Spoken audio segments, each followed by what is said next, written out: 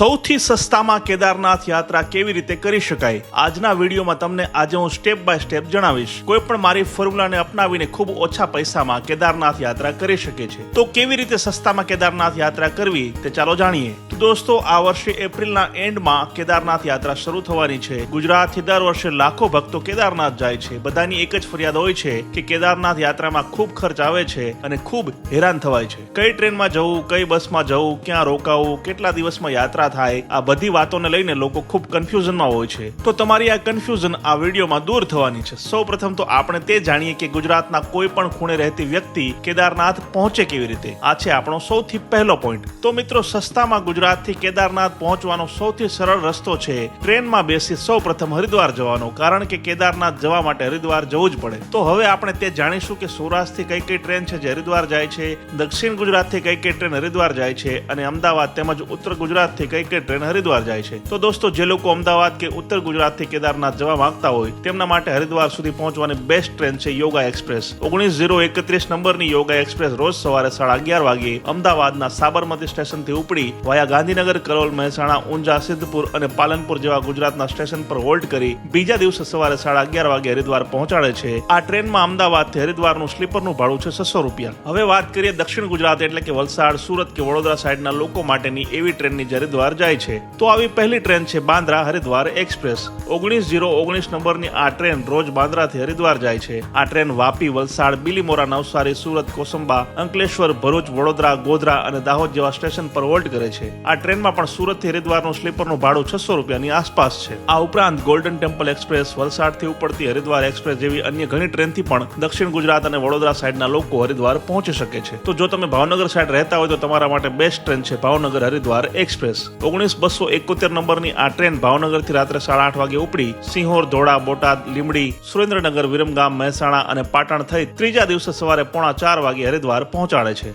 જ્યારે રાજકોટ સાઈડના લોકો માટે હરિદ્વાર જવાની બેસ્ટ ટ્રેન છે ઓખા દેહરાદૂન એક્સપ્રેસ। 19565 નંબરની આ ટ્રેન ઓખાથી સવારે 10:30 વાગે ઉપડી વાયા દ્વારકા, ભાટિયા, ખંભાળિયા, જામનગર, હાપા, રાજકોટ, વાંકાનેર, સુરેન્દ્રનગર, વિરમગામ, મહેસાણા, ઊંઝા, સિદ્ધપુર અને પાલનપુર થઈ બીજા દિવસે સાંજે 4:30 વાગે હરિદ્વાર પહોંચાડે છે। તો ચાલો, ગુજરાતથી તમે હરિદ્વાર કઈ ટ્રેનમાં પહોંચશો તે આપણે જાણી લીધું। આ બધી ટ્રેનમાં સ્લીપરનું ભાડું 500 થી 600 ની આસપાસ જ હોય છે, એટલે ચિંતા ન કરતા। હવે હરિદ્વાર પહોંચ્યા બાદ શું કરવું તે જાણીએ। તો હરિદ્વારથી કેદારનાથ પહોંચવાનો સૌથી સસ્તો રસ્તો છે બસ। જી હા, હરિદ્વાર રેલવે સ્ટેશનની સામે જ હરિદ્વારનું બસ સ્ટેશન છે, જ્યાંથી સવારે 5 વાગ્યાથી દર અડધી કલાકે સોનપ્રયાગ સુધી જવાની બસ મળી જાય છે, જેનું એક વ્યક્તિનું ભાડું 600 થી 700 રૂપિયા હોય છે। આ બસ તમને 6 થી 8 કલાકમાં સોનપ્રયાગ પહોંચાડે છે।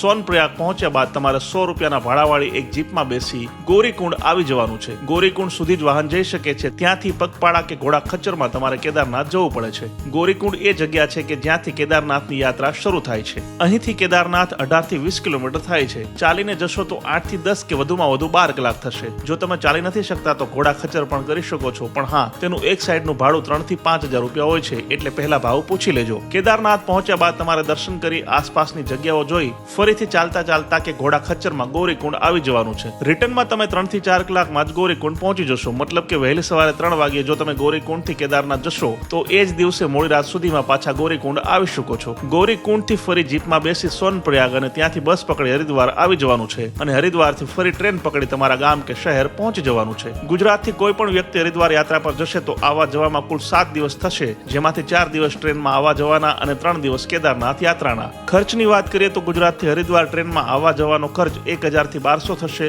હરિદ્વારથી સોનપ્રયાગ બસમાં આવવા જવાનો ખર્ચ 1500 થશે। ડોરમેટ્રીમાં રાત્રિ રોકાણ કરશો તો 500 રૂપિયામાં સુવિધા મળી જશે। ઉપરાંત જમવા માટે ઘણા ભંડારામાં ફ્રીમાં મળી જશે, તો ઢાબામાં જશો તો 100 રૂપિયામાં ભરપેટ જમી શકશો। કુલ મળીને કહીએ તો ગુજરાતથી કેદારનાથની સંપૂર્ણ યાત્રા તમે 4000માં કરી શકશો। જો સારી જગ્યાએ રોકાશો અથવા સારી જગ્યાએ જમશો તો ખર્ચ 1000 વધી શકે છે, પણ કરકસર કરશો તો માત્ર 4000માં આરામથી કેદારનાથ યાત્રા કરી ઘરે પાછા પણ આવી જશો। જો તમે આ વર્ષે કેદારનાથ જવાના છો અને ખર્ચને લઈને કે અન્ય કોઈ બાબતને લઈને તમારા મનમાં સવાલ હોય તો કોમેન્ટમાં જણાવજો, ત્યાં હું તમને જવાબ આપીશ। અને આ વિડીયોને એવી વ્યક્તિને શેર કરી દો કે જેની સાથે તમે કેદારનાથ યાત્રા પર જવા માંગતા હોય। આ વિડીયોમાં અત્યારે બસ આટલું જ।